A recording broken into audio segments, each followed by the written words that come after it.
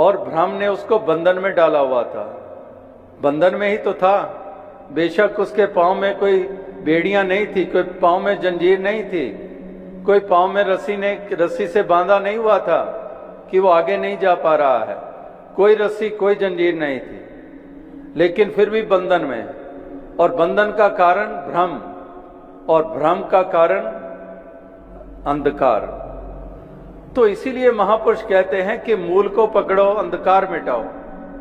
अंधकार अज्ञानता का मिटेगा तो भ्रम भी मिट जाएंगे, भ्रम मिटेंगे तो बंधनों से भी निजात मिल जाएगी। ये तेरे मेरे के सवाल, तोर मोर की जेवरी बट बांधा संसार, एक कबीरा क्यों बंधे जाका नाम आधार। फिर ये बंधनों से मुक्त हो जाते हैं, फिर वसुदैव कुटुंबकम वाली भावना स्थापित होती है, फिर सारी वसुधा के ऊपर बसने वाले सारे अपने हैं, ये मेरे ही हैं, ये मेरे परम पिता की संतान, ये भी है मैं भी हूं। माटी एक अनेक भांति कर साजी साजन हारे, ना किच पोच माटी के भांडे ना किच पोच कुम्हारे। कि यही कुम्हार है, यही कुम्हार ने ये रचना रची है। कुम्हार ने मिट्टी भी वही इस्तेमाल की है जो 5 तत्व हम कहते हैं कि 5 तत्व का पुतला है। 5 तत्व इसी मिट्टी का इस्तेमाल किया कुम्हार ने और नाना रूप उसको दे डाले। कुम्हार भी वही, मिट्टी भी वही, केवल आकृतियों में बदलाव।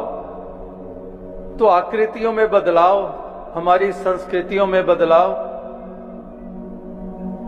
कोई धोती पहनता है, कोई पैंट पहनता है, कोई पगड़ी पहनता है, कोई टोपी पहनता है, कोई भोजपुरी बोलता है, कोई अवधी बोलता है, कोई संस्कृत बोलता है, कोई गुरमुखी बोलता है, कोई गुजराती, मराठी, राजस्थानी, असमिया, बांग्ला, उड़िया बोलता है, कोई फ्रेंच या डैनिश या स्पेनिश बोलता है, कोई मैंड्रिन या चाइनीज या जापानीज बोलता है। ये सब बाहरी आकार, बाहरी रूप, बाहरी सिलसिले, मिट्टी वही, 5 तत्व, सभी 5 तत्व के बने हुए हैं। तो इस प्रकार से ये महापुरुष संत जन यही कहते हैं। जो बात हो रही थी कि 5 तत्वों की, सभी एक मिट्टी से बने हुए। फिर ये भ्रम मिटा मन का और जाति पाति की दीवार गिर गई। और क्योंकि इस एक को, परमात्मा को इस एक करके जान लिया, फिर मजहब मिल्लत की भी दीवार गिर गई। और भी अपने मुल्क में भी समय समय पे दंगे फसाद होते हैं, कहीं जाति को लेकर, कहीं धर्म और मजहब को लेकर कितने कितने मासूमों की जाने जाती है। तो इतनी क्रूरता, कितनी कठोरता, कितनी निर्दयता, केवल इसलिए कि वो बोध नहीं है। परमात्मा को बांट दिया, अल्लाह अलग है, राम अलग है, गॉड अलग है। परमात्मा को ही जब बांट सकते हैं तो पैगंबरों को क्यों ना बांटेंगे। और अगर पैगंबरों को बांट दिया तो इंसानों को तो बांटेंगे ही बांटेंगे। इस तरह से ये बांट बांट कर इंसान इंसान से कितना दूर हो गया है। जो मूल था, दो ट्रू एसेंस, जो असली असलियत थी, वो तो खो गई। केवल और केवल चिन्ह रह गए, इमारतें रह गई, कुछ क्रियाएं, कर्म कांड रह गए, लिबास रह गए, वही धर्म की पहचानें बन गई। लेकिन भूल गए कि परिभाषा धर्म की जो बताई गई थी कि दया धर्म का मूल है, पाप मूल अभिमान, तुलसी दया न छोड़िए जब लग घट में प्राण। जहां पर दया ही धर्म का मूल बताया जा रहा है, तो ये मासूमों की जाने लेनी, क्रूरता, कठोरता, इसमें कौन सा दया वाला पहलू सामने आ रहा है?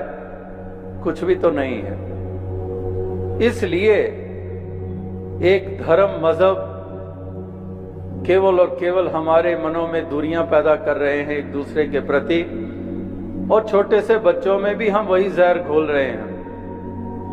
हैरानी होती है, एक दफा कुछ मालूम पड़ा कि एक स्कूल में बच्चे जाते हैं, जैसे पढ़ते हैं एक क्लास में कितने स्टूडेंट्स होते हैं, विद्यार्थी होते हैं।